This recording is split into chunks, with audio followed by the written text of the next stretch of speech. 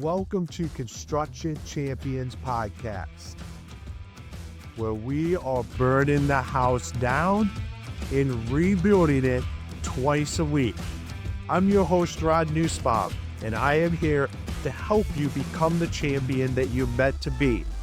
Along with our amazing guests along the way, we will provide you with the resources, the latest and greatest. You will sit down with disruptors in the construction industry. And my goal from day one has always been to change the mindset around the construction industry. No more where we let the 3% of bad apes dictate the entire reputation of. All right, construction champions, it's your host, Ron Nussbaum, and we're here for another amazing episode of Construction Champions Podcast, where, as always, we're asking the $1 million question and we're getting you the answers to it.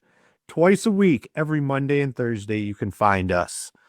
Make sure you hit that like and subscribe button so you stay up to date with all the amazing things we have going on.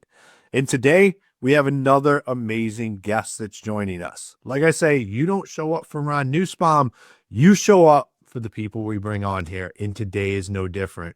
Katie, it is fantastic to have you here today. Well, thank you so much. I'm really excited to chat with you. Awesome. Well, before we dive into it, why don't you introduce yourself to all the construction champions listening out there? Sure. So my name's Katie Smith and my company is Wild Path Consulting. So I'm a fractional chief marketing officer, which is really a fancy way of saying that I provide marketing strategy and leadership to all kinds of companies. I really believe that every company, no matter how small, deserves a high level of marketing strategy to help them really cut through the noise, decide what's going to work for them, save money, save time, and get to where they're going faster. And so I like to come in and do that. I work up at that C-suite level, but I'm really about bringing in all facets of the company together, herding all the cats in the same direction so that we can reach our goals faster and more efficiently. Awesome. I love it. This is going to be a fantastic conversation. So let's dive right in there. I'm going to ask the $1 million question, and that is, what makes a construction champion? Is communication chaos holding your construction business back? Emails, texts, and generic tools weren't built for your business. BuilderComms delivers a platform built for construction. Fully branded, custom workflows, and seamless integration, all designed to fix communication for good. From our free forever plan to your own custom solution, we make construction software not suck. Ready to transform your business? Book your free strategy call today. So from a marketing standpoint, I think it's setting yourself apart from everybody else. I think there's this really strong feeling, kind of pressure to act like everybody else, to do things like everybody else. And, in the construction market that we've had in the past few years, you haven't really needed to differentiate yourself that much. There's a lot of work going around. But we're kind of, I think, moving to the top of that cycle and there's some uncertainty. And so now is really the perfect time to decide how you're going to set yourself apart and how that's going to differentiate you from the long run. Because the secret is that nobody else is going to do this. Nobody else is going to really invest in their marketing. And so what we've seen time and time again is that the companies that do this investment, they do this differentiation, are the ones that last longer. So if you do that and your competitors don't, you have this really strong advantage that's going to carry you through ups and downs. It's going to help keep you steady no matter what. So I think now is actually a really great time to dive in, to look at what you have been doing. How does it align with the work that you're doing? And how do you separate from everybody else? How can you show up differently, speak differently, and really stick in your customers' minds? Yeah, I would say if I had to kind of put construction, branding, and marketing into a word, I guess bland would be the word I would use. The bar is on the floor. It might be in the basement. So how, from an industry, I know that the argument is, oh, I work, oh, I just do great work and I get refers and this stuff, and I've just been around. I don't have to do this. I don't agree with that statement, but I'm sure you've heard that quite a few times. How do guys overcome that? So listen, sometimes that is okay. Like where you might be in a small market, and that might be fine for now. But if you don't do this kind of work, if you don't create a differentiation, if the market dries up, if competition comes in, then you don't have a foundation to stand on. And then all of a sudden you're going to be, you can be in a marketing space where you're really developing your brand, or you can be in a race to the bottom cost price. If the only thing that's differentiating you from a competitor is price, nobody wins that. Everybody loses when you have that. So, I'm in a market right now. I live in Montana. And I work with companies across the country, but we have a really unique environment where I live. The Bozeman, Gallatin Valley, we're close to Yellowstone, University Town. And one of my clients is metal manufacturing. And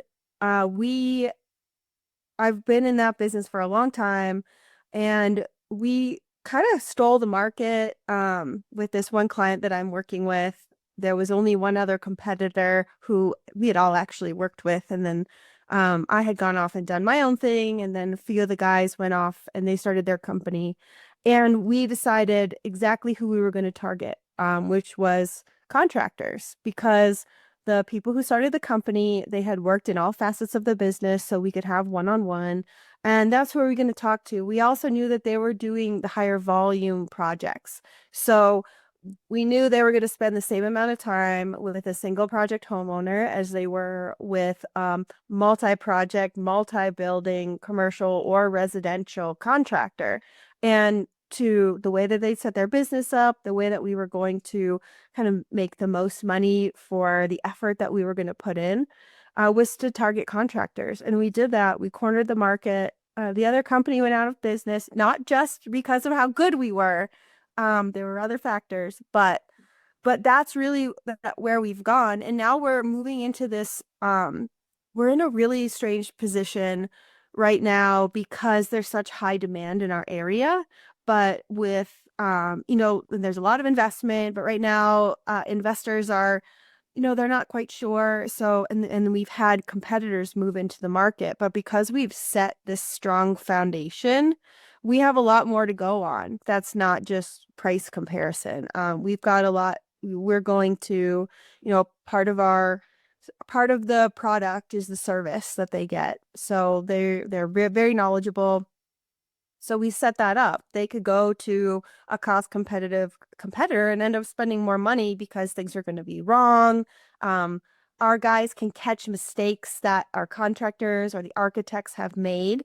And so we can, so we talk about, we know what to talk about already because we've already done the work. We can make our shifts fast. And they don't really, it's not this big crisis that we're in. We just keep an eye on the market. We keep our ear to our customers, and we have a higher leg to stand on, and we have a lot more room to flex during this time of uncertainty. So I think that's one really great example. We've been able to grow, 25 to 50% year over year over the past 5 years. And that growth may change a little bit, but I don't think it's going to dip too much just based on market in our area and the work that we've done to set ourselves up there. I love that. And I think one of the main things that you said there that we don't focus enough on in the construction space is target market, is we just believe everybody is a customer, and that couldn't be any farther from the truth. And if you go marketing that way, it's like, I guess, using the shotgun approach instead of honing in and actually being able to go after your target. You're just shooting shots everywhere, hoping something hits the target. Yeah, that is a good way to waste a lot of money and time. Well, and I think that's why, like, when construction companies work with marketing companies. Like if you don't spend time to understand this, all you're doing is spending money. You hear it all the time. It's, oh, I'm paying this company however many thousands of dollars a month, and we're just not seeing the return. And there hasn't been any legwork that went in to create the return. Yeah. So here's the thing, and here's where like the key of having me as, I'm acting as the chief marketing officer, but I'm not full time. You don't there's frankly not enough hours for me. I don't want to work with a giant corporation. I like working with kind of mid-sized companies. But there's a misunderstanding, right? Like you're really good at the work you do in your construction, and you can hire a really great marketing team who has no idea what construction is. So I work as the liaison, right? So I have a company that I work with who I love because they are collaborative, but I can work with almost any agency who is collaborative. And we come up with approaches. So I'm like the translator. My job is to be on the construction company's side. I'm on their team. So I learn very quickly what the product is, what are the important pieces, what matters to our clients. And then because I'm fluent in marketing speak, I can communicate to the marketing team exactly what they need, and I can tweak those messages to be perfect. So I do a lot of setting things up. What we do, because with that one client that I've been talking about, because we've decided that instead of homeowners who have a low level of knowledge, we're working with contractors who have a high level.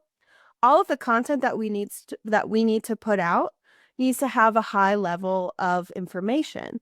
And we don't want to sound like Pinterest or HGTV or something like that. So in order to do, because we wanted to do slow, steady, we've worked on SEO, and that's been actually the biggest driver of business for us over time.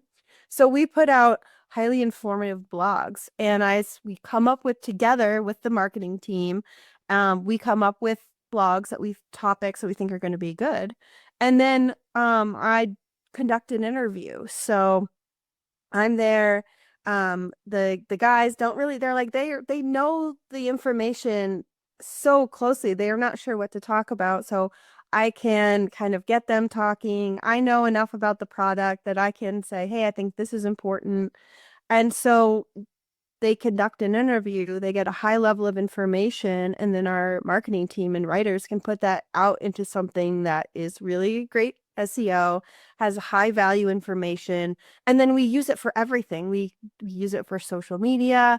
If we do newsletter, we can use it for newsletters. So it's also really important to have somebody who's, anything you do marketing wise should have multiple uses. So, we start with a big piece of content and we chop it up and we use it a lot. There's no waste. That's really like that. I'm very, very strong about that. So I kind of act as an interpreter, and I am the liaison for the construction company and manufacturing company. And then I make sure that everybody has what they need to succeed. And I think that's a big difference. And that can be a hurdle when you're working with somebody who's outside of your company. Mm. Yeah, I can definitely see that, because now that all makes sense to me, because like I said, you hear all the time is we're just not getting the results that we thought we would get. So you work as that middle person to be able to help relay the message. And I couldn't agree more with the usage of everything. I believe, especially where I'm at, is everything I do should compound over time. It should be at something that continues to bring value after doing it one time. And that's one of the great things when you talk about sitting down and doing these interviews, is something that just continues to compound. It continues. Use cases can come up down the road that you could utilize it for, that you're not even thinking about now. But once you just sit down and do it, you have it. It's a done deal. Yeah. So that's the key piece. Another thing that you should do is come up with your marketing plan, right? So a lot of times we think that marketing is, just advertising. We can kind of conflate those two, but you need to think about what is the we call it the buyer's journey, but we all go through it, right? Whenever we're making a purchase, we kind of go through this decision-making process. And so we need to set our clients up for success when they go through that decision with us. So building out a buyer's journey, like what does that look like? How long is that sales cycle for you? Do you have a product that's in demand and people can make a quick decision on? Do you have a product that has a longer cycle where people need to be, thinking about it more long term? And then depending on how long that cycle is, how often can you show up in their day-to-day life? So what does that look like? You don't want to leave people hanging. And the other thing is, what information do they need at different stages? So if someone is first encountering your product, your industry, what you're working on, they have a very low level idea of what they're talking about. And also, depending on who your clients are you direct to consumer? Are you working with consumers, homeowners? Or are you working with investors who have done this like multiple times, larger firms? That's why it's really important to nail down who you work with. Then you can understand what level of information they're coming into this with, and you can meet them there. So do you need to do a lot of education for them? Maybe they come to you and they are not ready to hear the price. They're not ready to hear the install guide. Like they're not ready for that. They just want to know what in general is this gonna do for me? That's really that's the first part. What is this gonna do for me? Like that's where we need to start. And we get all nerdy. We're like, oh, like the installation is so cool, or this the amount of energy that you're gonna save. And that's really not what they're ready for at the beginning. The beginning is just very selfish, very like, how does this affect me? And then we move into that trust building phase, that knowledge phase. This can be short, it can be long, but that's where you start to talk about the benefits. And then when they're getting closer to that sales cycle, you can add in, well, here's the reality of all of these pieces. But understanding your customers and understanding how they might go through that cycle. And the frustrating thing is we're dealing with people. So we can build this really great map and they're not going to go through it the way we design it. They're going to ping pong around like a pinball machine. So having that plan in place and having the kinds of information that they need that they can bump into when they're ready, and we can kind of help them along this journey, it's going to just make all of your efforts more efficient. So, not that shotgun approach where you're just hoping that something happens, but you're actively working people through a plan and you're helping push them through, and you're keeping them thinking about you and trusting you and thinking of you as an expert instead of bouncing to somebody else to get that information. So building that plan is really important, and it really helps you be efficient with your budget, be efficient with your resources. Yeah, customer discovery is something that everybody should be doing. And then mapping that customer journey it's just so underrated, because a lot of times people come in and they're in that awareness stage, the very first stage where they just become aware of you. But for some reason, we jump immediately to the sale, and then we skip the stages that come before that, because we just figure if they're aware of us, they want to buy from us. And that's not how it works. You have to understand where people are at on that customer journey to be able to make the right offer at the right time that makes sense. And as they're bopping around, you have to have all of those offers, because if it's off social media content that they're paying attention to and you're not interacting with them, we don't know where they're at. So you have to be prepared for wherever they land to be able to give them the content that's going to continue to move them through that. And it's not as over the top as if they skip a couple of steps, they're not completely turned off. Yeah. And I think there's a big difference. I think we should talk about the difference between B2C and B2B, because even though the process, the outline should be the same. Sort of where you're working or how you're at is different. And I think that comes with a sales team. So if you're direct to consumer, there's a different process and a different method that you're going to go through, because you might not have quite as big of a sales team. You may have more of like um, a customer support team or something like that. But if you're B2B, you're probably very sales heavy, and sales is doing a lot of work. So in that case, marketing can come in to work very closely with sales to help kind of prime the pump between conversations. So if somebody reaches, what we're finding more and more is that people want to do their own research before they talk to a sales professional. So marketing can kind of start doing that trust building and then serve up people who are farther down that sales pipeline so that our sales team isn't wasting their time with tire kickers or people who are just not really ready to get there. There's so much automation that we can set up or things that we can do that will free up our sales professionals' time. And then they can focus on people who are farther down that funnel, who are more likely to buy. And then if in between, we can help them, we can give them materials that are excuses, hey, we just have this new paper out, excuses to contact people who are in that frame. And then marketing comes in on the back end too with B2B and B2C, which is that customer retention. So I think of marketing as really, it has its hands in every time you interact with a customer. So, what does delivery of your product look like? And then what does follow-up look like? And how do you really engage people in that way? And that's something that we're busy, it's hard to do unless you have a system in place where it just happens automatically. And so marketing can come in and set up and kind of own those systems so that sales is freed up to do kind of that major work at the end of the sales pipeline. And then customer service is freed up, or they're more engaged, so that they can have that impact and we can keep people coming back. It is much cheaper to retain people than it is to get new people.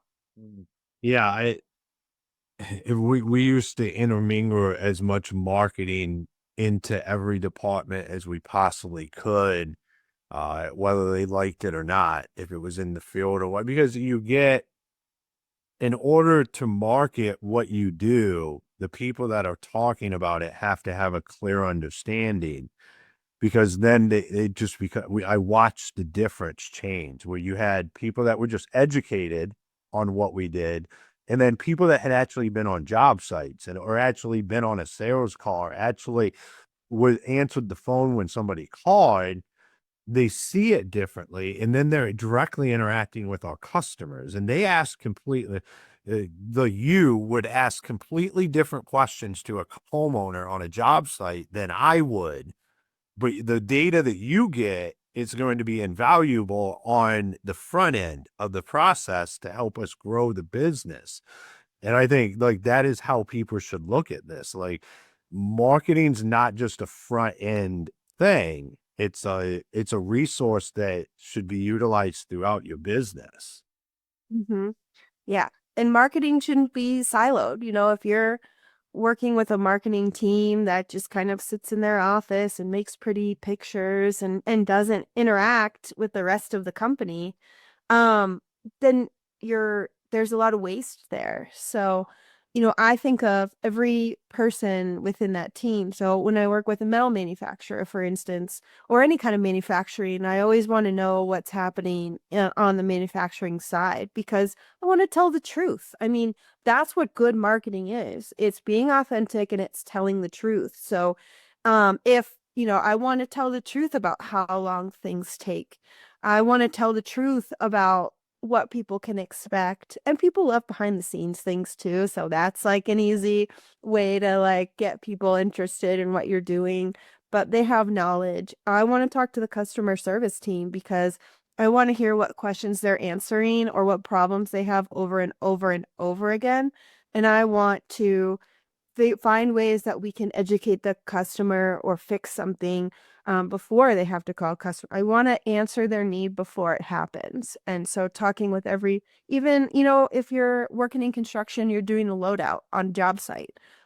Those people are part of the marketing team, like I consider those people part of the marketing team. Like at Christmas, I like buy everybody lunch, or if sometimes somebody is going away, I'll like buy everybody a drink because they're all on my team, because if they're interacting with a customer, then I can help them do their job better. They can help me. They can help that relationship and get people to come back. That part of retention. It's so important to be collaborative. And I think that's why it's really nice to have marketing in the C-suite, like in your leadership team, because it's important. I want to talk to the finance person. I want to know what pieces are selling, what the seasonality looks like, what pieces are not doing as well. Is there are we kind of off in our messaging or our marketing, or are we missing something?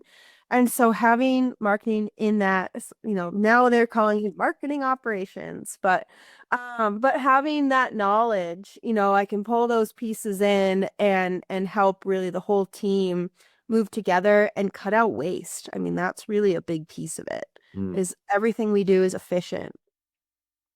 I think when you just said about great marketing is just telling the truth, might be one of the best things that I've ever heard. That is that's not, we look at marketing, like the front end of things is always looked at in this fashion of like, we have to persuade people, and then we have to get them in the sales process, and we have to persuade them. But the truth is you just have to tell the truth like that.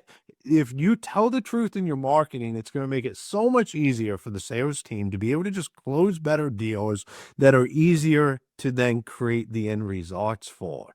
And like, that is what we're missing, is like, our marketing sucks.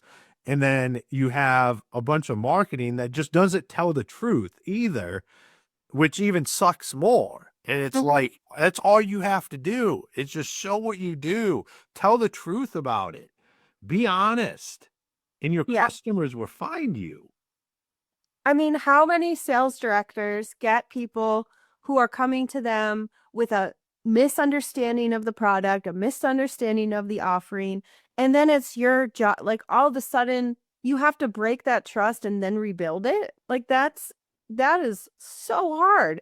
The sales shouldn't have to do that.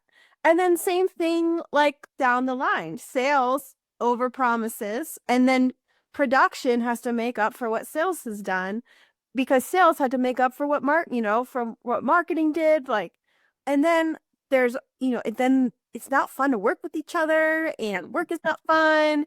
And if you just started by really being honest with expectations, with timeline expectations, with what you can do, and you build that throughout, that truth telling, if you say you're going to do something and then everybody meets or exceeds your expectation the whole way through, as a customer, you're going to stick with that person and you're going to recommend that company.